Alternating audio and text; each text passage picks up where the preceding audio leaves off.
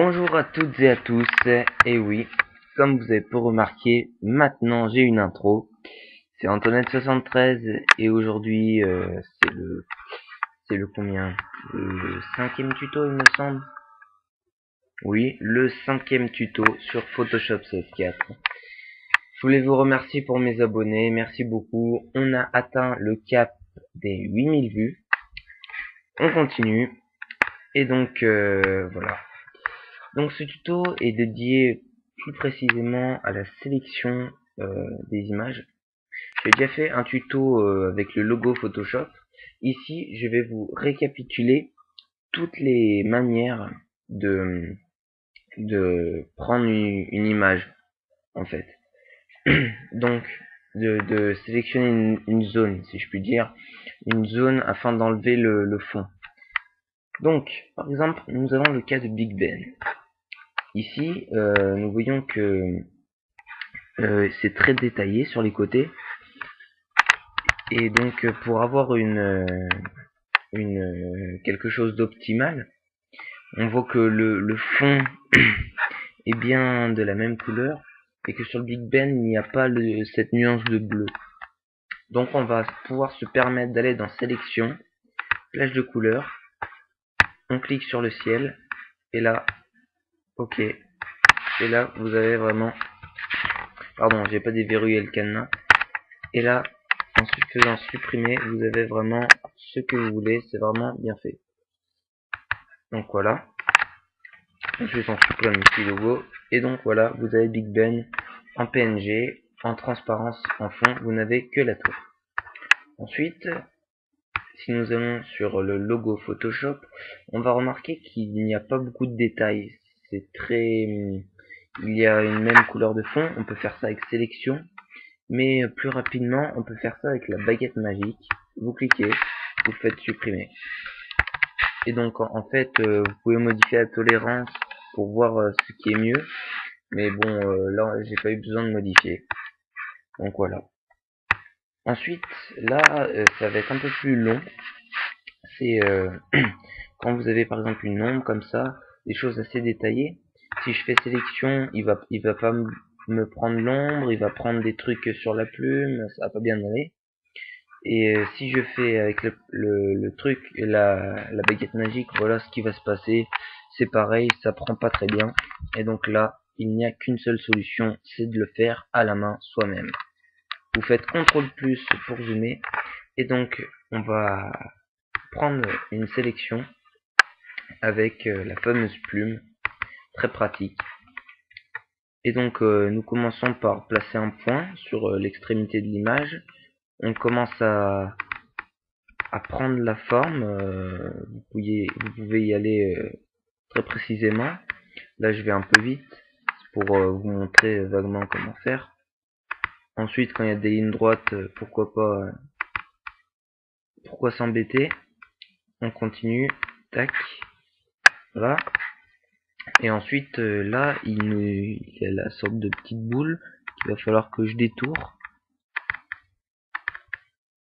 Donc vous faites point par point pour épouser la forme maximum. Ensuite ça part comme ça, comme ça, comme ça. Hop. Voilà. On se décaler un petit peu sur le côté.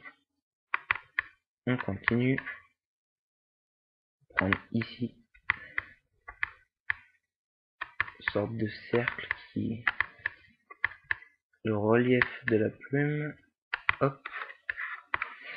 Vous faites CTRL et ensuite vous sélectionnez le point pour pouvoir le bouger comme vous voulez. Donc là voilà. Et puis on va arriver ici. Et enfin on monte jusqu'en haut pour finir le tracé. CTRL- pour dézoomer. Et donc voilà, vous avez votre plume qui est sélectionnée par un tracé qu'on retrouve dans l'onglet tracé, tracé de travail. Voilà. On va déverrouiller le calque. Et donc, une fois que vous avez ce fameux tracé, vous le sélectionnez. Avec la plume, vous faites clic droit et définir une sélection. Rayon de 0 pixel, c'est pour la précision. Et donc là, on voit que ça a pris le contour, donc c'est nickel. CTRL D, et voilà. Votre plume est parfaitement détourée. Et donc maintenant, je vais vous montrer comment garder la transparence de cette image. C'est-à-dire quand vous allez rentrer cette image dans un autre fichier, pas vous embêter avec le fond transparent et pas qu'il réapparaisse. Et donc pour fixer cela, vous allez dans enregistrer sous. Et donc là vous mettez le nom que vous voulez. Là je vais mettre plutôt 5, voilà. En PSD pour pouvoir remodifier l'image. Mais si vous la voulez en image, quoi, en transparence, c'est en PNG. PNG, ça a une bonne qualité et c'est garde la transparence. Et vous avez aussi le format GIF qui se trouve ici. GIF, on l'utilise plutôt pour compresser l'image quand on veut la mettre sur des forums et que ça ne passe pas en PNG. Donc on prend le GIF, l'image est plus détériorée. Elle offre aussi des possibilités d'animation. Et donc voilà. Ensuite, il me semble qu'il y a le Pixar. Le Pixar, j'y utilise pas personnellement. Ça se voit très peu. Je crois que ça offre une transparence. Et puis voilà, je peux pas vous en dire plus. Donc voilà. On va faire je vais vous faire le test si vous voulez. Je la mets en PNG.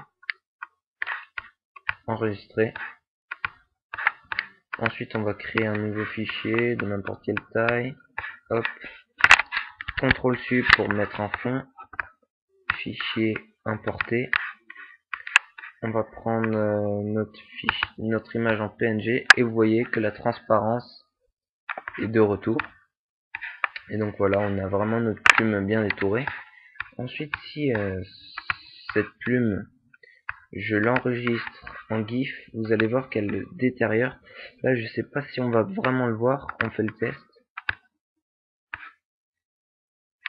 Vous voyez que c'est moins net tout d'un coup, ça fait vraiment...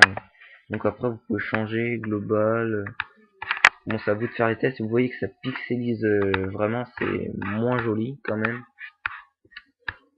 Donc le fichier test que j'ai fait, importer, notre fichier GIF qui se trouve là.